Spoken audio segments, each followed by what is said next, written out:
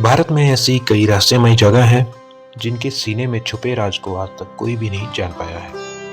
एक ऐसी ही जगह है त्रिपुरा की राजधानी अगरतला से लगभग 145 किलोमीटर दूर, जिसे उनाकोटी के नाम से जाना जाता है।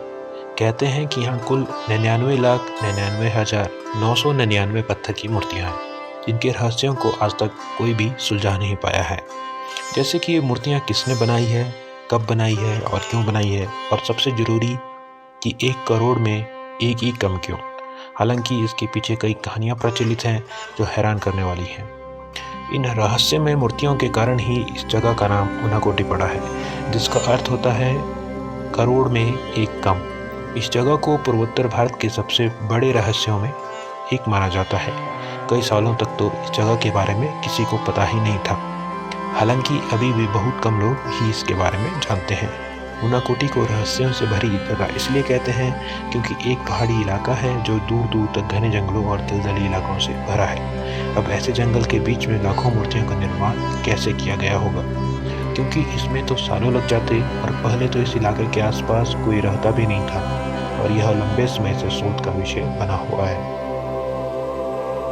यहाँ पत्थरों पर उकेरी गई और पत्थरों को काटकर बनाई गई हिंदू देवी देवताओं की मूर्तियों के बारे में एक पौराणिक कथा बहुत प्रचलित है।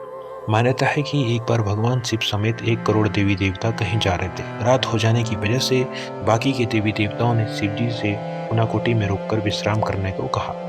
शिव जी मान गए, लेकिन साथ ही उन्होंने ये भी कहा कि सूर्योदय से पहले ही सभी को यह स्थान छोड़ देना होगा। लेकिन सूर्योदय के समय केवल भगवान शिव ही जग पाए, बाकी के सारी देवी देवता सो रहे थे।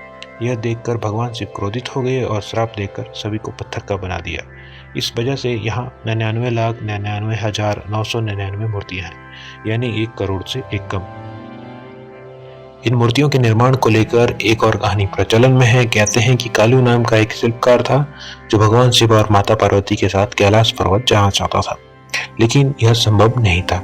हालांकि शिल्पकार की जिद के कारण भगवान शिव ने उससे कहा कि अगर एक रात में 1 करोड़ देवी देवताओं की मूर्तियां बना दोगे तो उसे अपने साथ कैलाश ले जाएंगे।